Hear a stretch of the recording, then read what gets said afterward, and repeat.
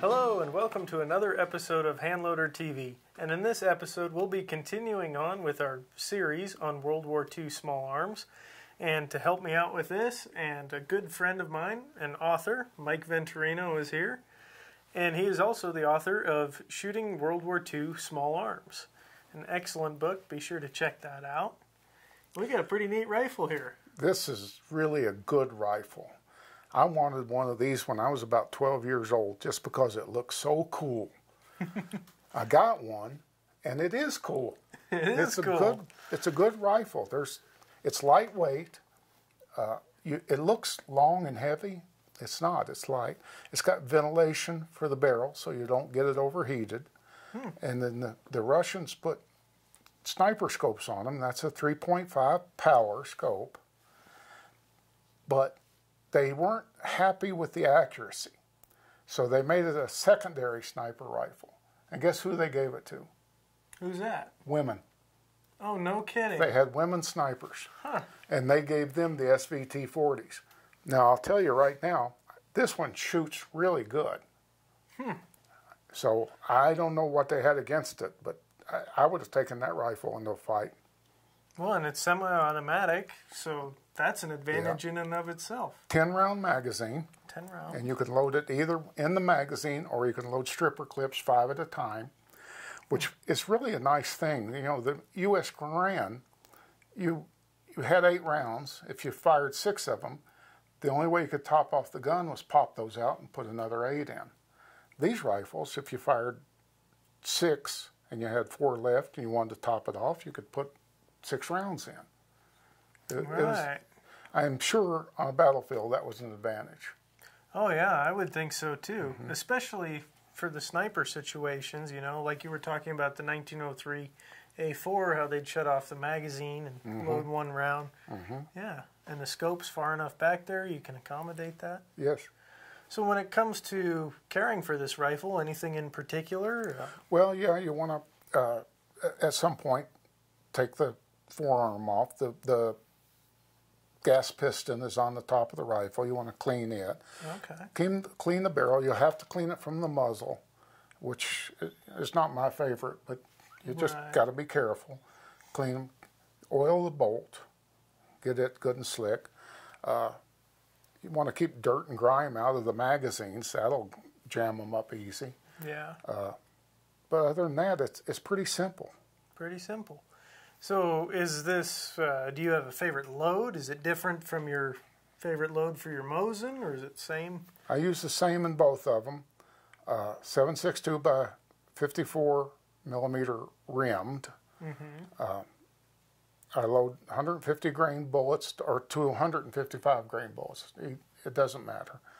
With 52 grains of IMR 4350. Shoots good, doesn't hurt the rifle. It's not so much too powerful. It's a good load. Good load. But as I said with the Mosin, you got to use 311 diameter bullets. Right. These are made not for 308s, but for 311 diameter bullets. That's a good note, because we were talking earlier before all this about cast bullets. You've taught me a ton about casting bullets and what a difference getting that right diameter can make. That's right. In your accuracy. Yeah.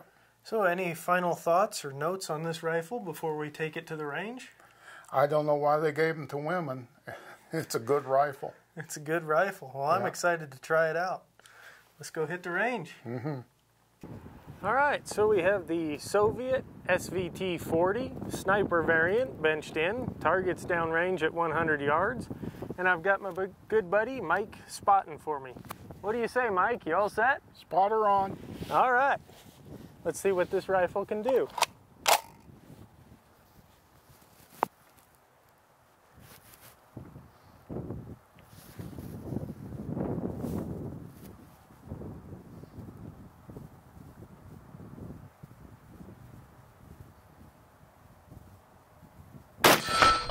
Okay, about 2 inches from center, right at the shoulder. Okay.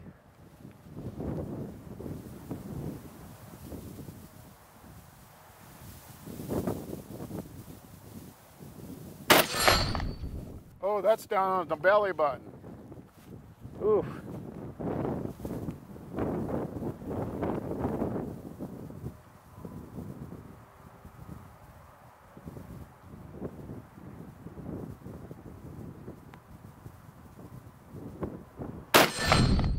That's an inch away from the second one. All right. Well, maybe that first one's cold shooter, and that one could be on me. If you got another round, put it in there and shoot it. Oh, why not? I got another round. I won't say no to that. Go ahead.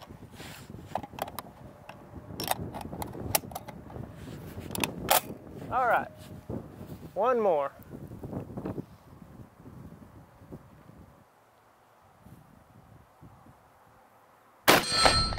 That's with the last two.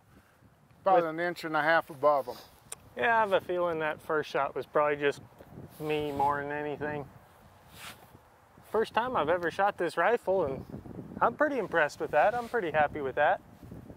So we have the Soviet SVT benched in, and we figured we'd push our luck out to 200 yards and see what we can do. Mike's still spotting for me. So you on at 200, Mike?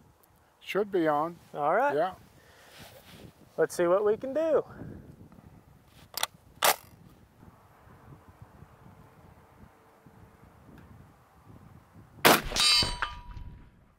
Dead center for windage, about 4 inches above center for elevation. Good shot. Right on.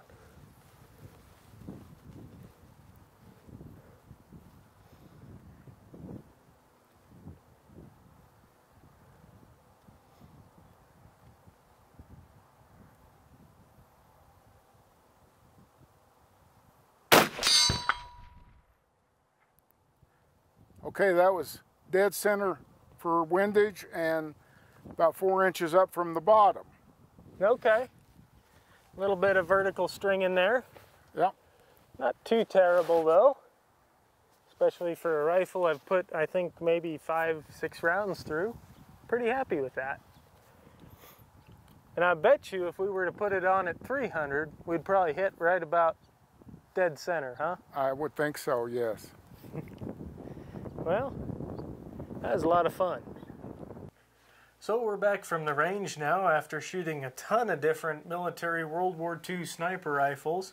And we've just got our favorites here on the table because we can't fit all of the rifles that we shot. And we thought we'd go ahead and wait until we shot each one of the rifles, and then we'd talk about all of them kind of individually. And we picked out a few favorites of ours. So where do you want to start, Mike? Well, I got to apologize about the Japanese rifle. In their introduction, I was pretty mean to it. But when we sighted it in, and I was working with that, and I started using the tick marks in the scope and remembering where they were, I started hitting well with that. I'm proud of it. I would be too. And here's a really interesting thing that really surprised me. I was trying to shoot this rifle. I could not hit anything with it. And then Mike would go, oh, let me see, and he'd get behind it, and he'd shoot and hit. He was the one who hit all those watermelons at 200 plus yards, and you blew them to pieces. Well, it took me a couple of shots to get on them, but once I got the tick mark that I needed, then hit, and boy, it blew them up, didn't it? It did. It did a great job. I was proud of that. I guess you know which one of these rifles I'm going to be reloading for next. I'm going to have to take a guess and say it's this Japanese rifle. That's right. Now, my personal favorite, it's kind of tough, because I did like the British rifle a whole lot. But I have to admit, that 1903A4, I hit that watermelon, the bullet punched clean through it, and it barely moved, didn't blow up, or wasn't anything exciting to watch. But I hit that the first shot, and that really impressed me. Then with the British rifle, I was kind of, well, I was cutting it up into bite-sized chunks, I guess you could say. Well, he was slicing the end off the watermelon. I thought, just hit it in the center, make it easy. One thing I got to say is the American, the British, they have scopes on them that you have a dial for windage, you have a dial for elevation, or elevation, windage, and you can zero them in right now. The Japanese scope's got no adjustment whatsoever. You better learn how to use those tick marks if you expect to ever hit anything. The German rifle has elevation, but the windage is in the mount, so you've got to worry about two different things, and you've got to have tools to fix the elevation. The Soviet guns, pretty good. They also have scopes that you can use the different mounts on, or excuse me, the different dials. But their trigger pulls are so bad. I will painfully attest to that. I mean, that Mosin rifle you have with the scope on it, my goodness, I could have got a cup of coffee and come back and that trigger still wouldn't have broke. I mean, it was atrocious. Yeah. But that said, it was an accurate rifle. If you can master the trigger on it. Yeah. Yeah, if you just take your time, hold center, and keep those crosshairs there all while you're squeezing, it can be a pretty accurate and deadly rifle for sure. And then the Soviet SVT40 was pretty impressive too. And you were saying they issued that to a lot of women, and after shooting it, the trigger I think was actually better than the Mosin. Not much better, but it was better. Not saying much, but a little bit. So I wouldn't have a problem taking that rifle over the Mosin any day, honestly. And I've got 10 rounds and it's semi-automatic. It's a good rifle. It is. It's a really good rifle. And then we had the German semi-automatic, which was a K43. K43, and it's a loser. I don't know what it was with that scope, but it was hard to get it to hit anything. And the Germans did make it up as a sniper rifle and then had to admit that it was a poor excuse for a sniper rifle. Really? Now that's pretty interesting. If they themselves admitted it's pretty poor. Yeah, we had a real hard time with that one. It took a lot of rounds to get on target and get that thing zeroed and working right. That's right. But we eventually got some hits with it. It worked. It required too much time and effort. Yeah, I'd agree with you there, for sure. Let's see, that covers the British, the American. Did we leave anything out? Two Soviet, we used those. K43. Oh, the Mauser, yeah. The Mauser is a really accurate rifle. But again, as I mentioned, you have to change the windage in the mount. The scopes are only elevation adjustable. And that's a problem sometimes. You have to have tools to change your windage. Yeah, yeah. And now you were using a really neat tool, that Wyoming sight drifter, to drift the base over. That's right. I forgot about that. That's so easy to use. You just pull the end, spring load it, go whack, and it'll move the sight for you. And that's the first time I've ever seen one of those used. And so if you have one of those old Mausers with those bases like that, that's a must-have. Check that tool out. It was really neat to watch Mike get that rifle zeroed. And then I got to shoot a watermelon with it, and it was a little bit high, but I think I hit it in 3 shots with your good spotting. Thank you.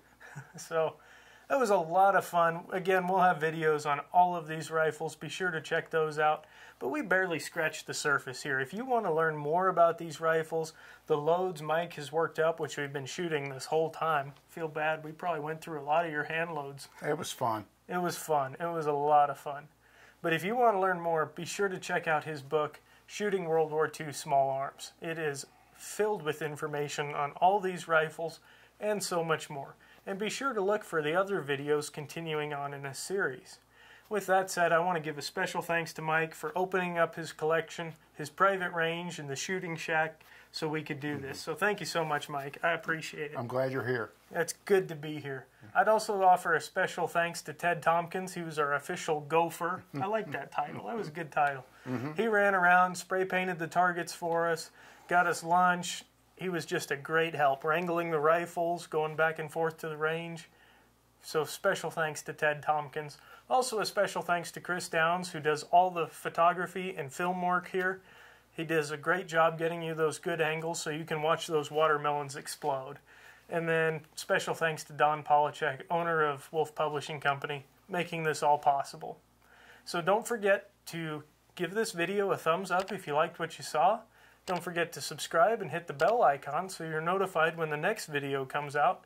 And then as always, if you have any questions or comments, be sure to leave them in the comments section below. I hope you had a great time watching this video, and that it came across just as exactly as it was. Two guys learning new things about various things, shooting, the scopes. I mean, I think you learned something new with this Arisaka or type. I did. It's been sitting here for years because I was mad at it. I'm not mad at it anymore. Now it's your favorite. Sort of. So, I mean, it was just so much fun to learn these things and to get to shoot these old rifles. So, we'll catch you guys in the next episode.